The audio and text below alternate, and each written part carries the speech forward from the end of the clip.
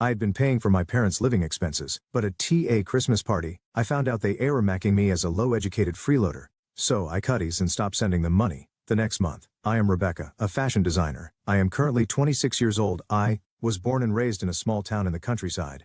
I lived there with my grandparents, my parents, and Ashley, my sister, who is 7 years younger than me. Ashley was very much adored, and the family's attention was always on her. As a result, her opinions and whims were often prioritized, and I became accustomed to being overlooked. In the background, there was a noticeable difference in how our parents treated us.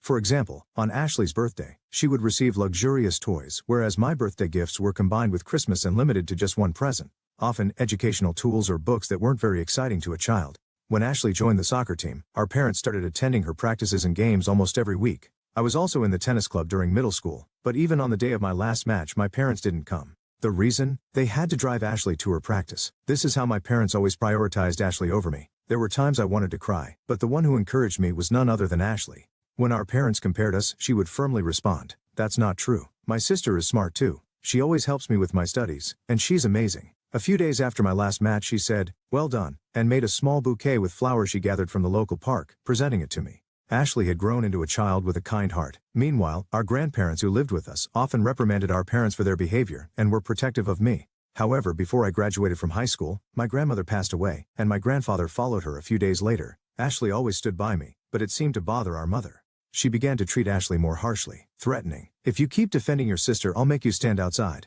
It was during the cold winter months when the snow began to fall. I didn't want Ashley to suffer such treatment, so I had no choice but to say, "You don't have to worry about me anymore." Afterward, Ashley stopped defending me and began to focus on sports and studies under our parents' roof, enjoying peaceful and happy days. The consecutive funerals of our grandparents also affected our parents, who claimed they had no savings, and easily denied my wish to attend university. I wanted to study design, but my parents didn't approve. After graduating from high school, I had no choice but to find a job. Still wanting to work in design, I moved away from home and joined a company that produced a small fashion magazine. My main job was clerical, but I wanted to try designing, so I persuaded my boss to let me assist the designers. Working in an office while being exposed to professional designers' work every day was also a reality check.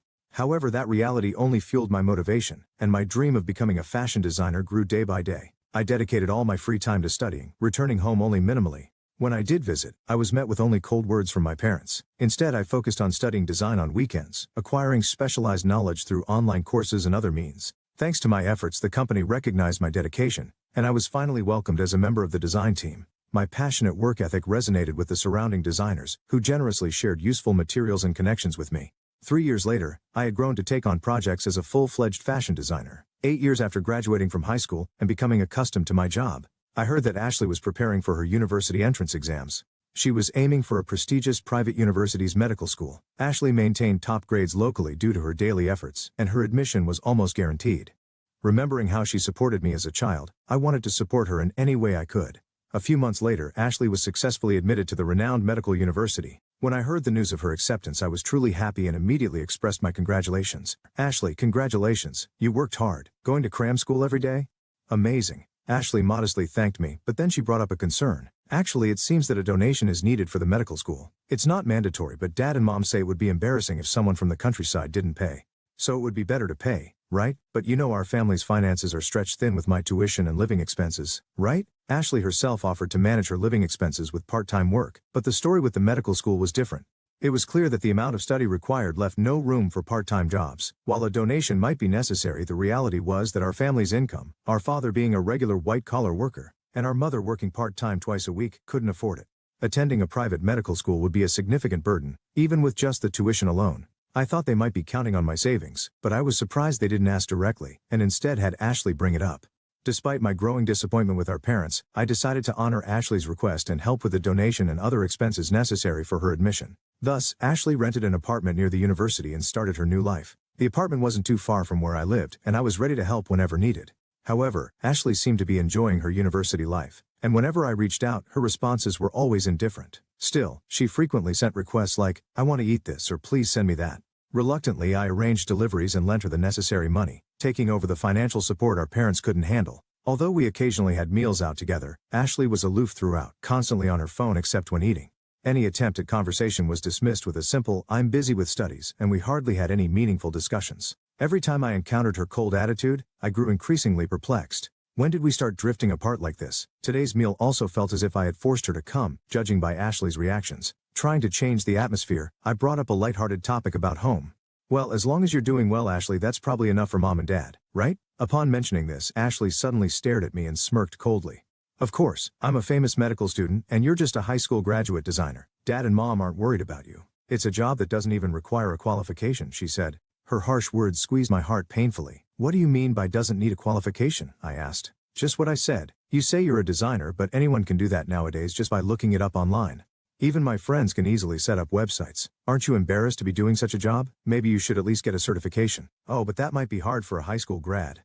I've worked hard to get where I am in my job. How can you belittle me like this, Ashley? What happened to you? I said, my voice shaking. Ashley glared at me with irritation and clicked her tongue. Mom and dad say it every day. They say that I'm outstanding, getting into a prestigious medical school, but it's embarrassing that their eldest is just a high school grad. They say the future doctor should take care of her sister so she doesn't get any more jealous. That's why I reluctantly contact you and dine with you. Those words revived memories from our childhood. Our parents had always compared us. Ashley is smart and reliable, while Rebecca is clumsy, stupid, and useless, they would say directly to my face. Those memories stabbed at my heart and I felt suffocated, dizzy from the shock. I lowered my head to endure the pain. Thinking I was crying, Ashley snorted softly and said, "Well, I'll be going ahead then," and quickly left the table. With her new life at university, Ashley had become a completely different person. Our parents' constant praise saying, "Ashley's peers are all geniuses unlike anyone seen locally," must have inflated her confidence even more. Additionally, the daily accolades from our parents saying, "Ashley is truly a genius, you will be a great doctor in the future," must have encouraged her attitude further. In the shadows of that, the demeaning remarks about me were repeated. Our parents' attitudes must have influenced Ashley to some extent. At year's end, I planned to reserve a dinner at a local restaurant to celebrate my raise. When I mentioned it to our parents, they said, "Bring Ashley home with you," and I reluctantly agreed to go home with her. Ashley seemed busy with studies and training as this was her first time returning home in a while. Perhaps because of that, from the moment she arrived, our parents nearly ignored me, focusing solely on her. At night, they gathered neighbors, relatives, and even Ashley's former classmates who remained locally. A lavish spread of dishes was laid out with ordered pizzas and a barbecue in the garden, and a grand party began. Just as I was about to address the real reason for the party by taking the microphone, my mother grabbed it and started saying, "Today, we are here to announce that Ashley has been accepted into medical school and will become a respectable doctor in the future." This party was planned to celebrate my promotion. Shocked by my mother's words, I tried to correct the story, but my father stopped me. Then Ashley, energized by the gathered crowd, began boasting aloud. "My mother wants me to come home more, but I'm studying at a prestigious private university and moreover in the medical department. So you must understand it's not easy for me to just come home. In medical school, we often need to cooperate as a team, not just individually. So if I alone return home, it causes trouble for others. Everyone asks me for help when they don't understand something, and it's a bit overwhelming." I quietly slipped away into the kitchen, pretending to prepare the stew. However, Ashley's boastful words still reached my ears. While it was inevitable that our parents and relatives would praise Ashley, it must have been painful for the neighbors and former classmates to hear her boasting.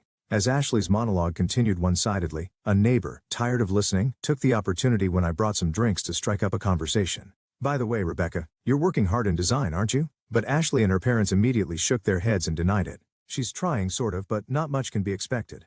It's embarrassing that Rebecca is just a high school graduate. She's so different from Ashley," my mother said with a hint of disdain. My father agreed, nodding.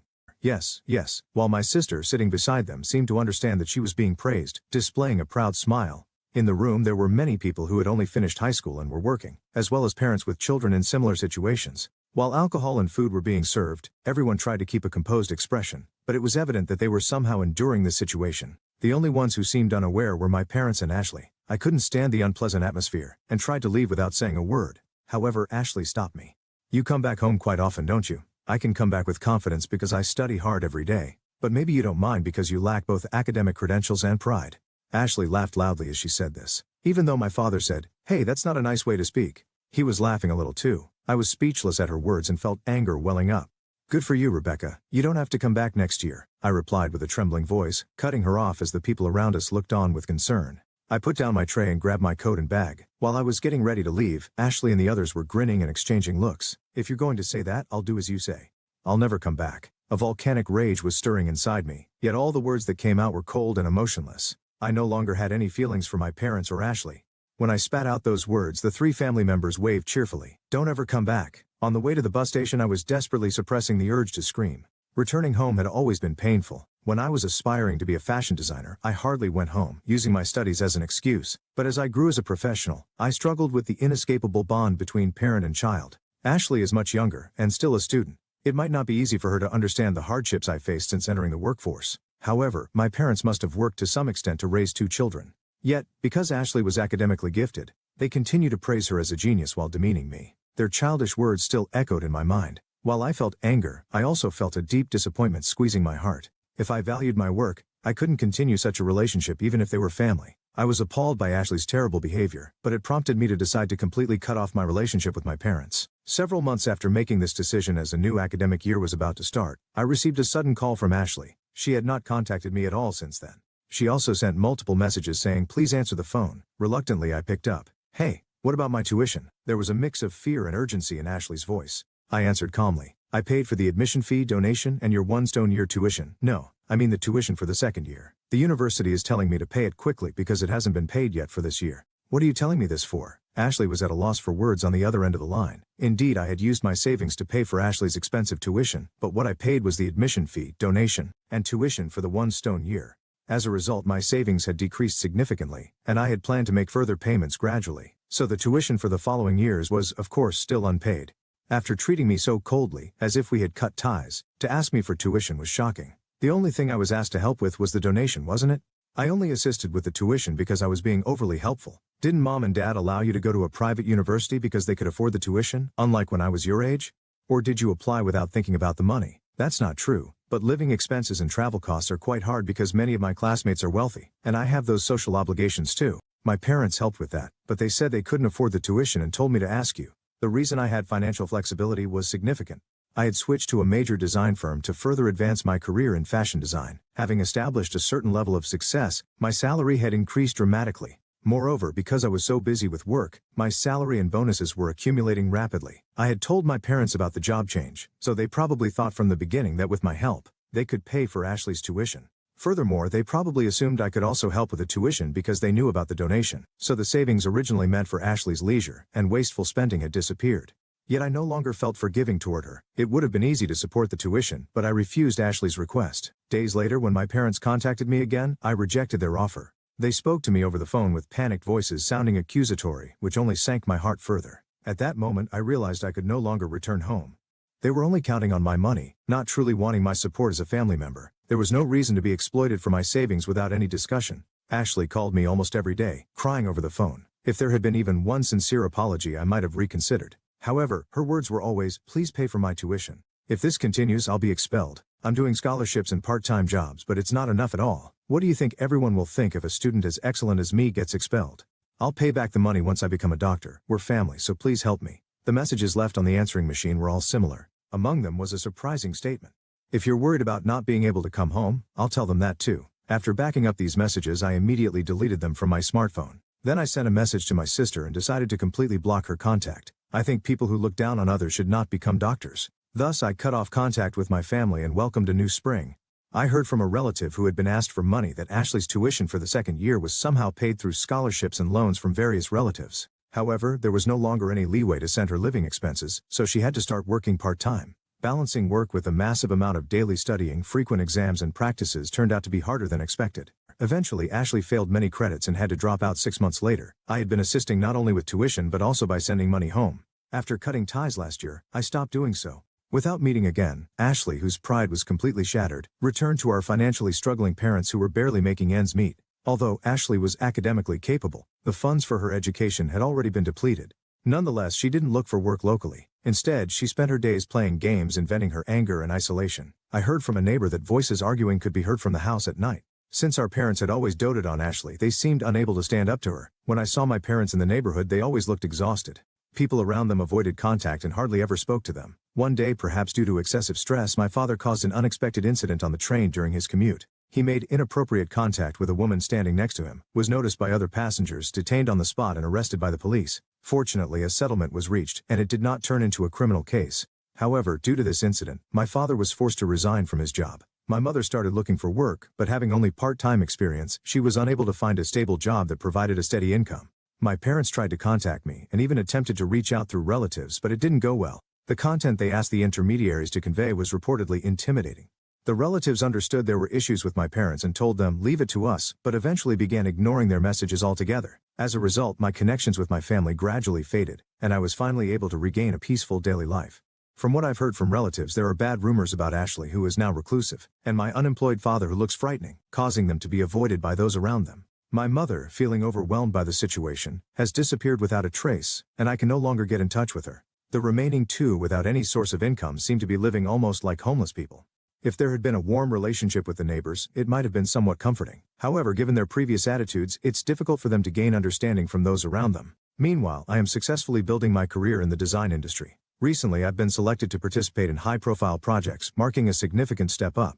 This has prompted me to finally launch a plan I've been considering for a while. That plan is to take university entrance exams. Since my finances have been improving smoothly, I intend to tackle this challenge once my current project is completed. Looking to the future, I'm also considering starting my own business. I want to deepen my knowledge not only in design, but also in management. I'm thrilled about this new challenge.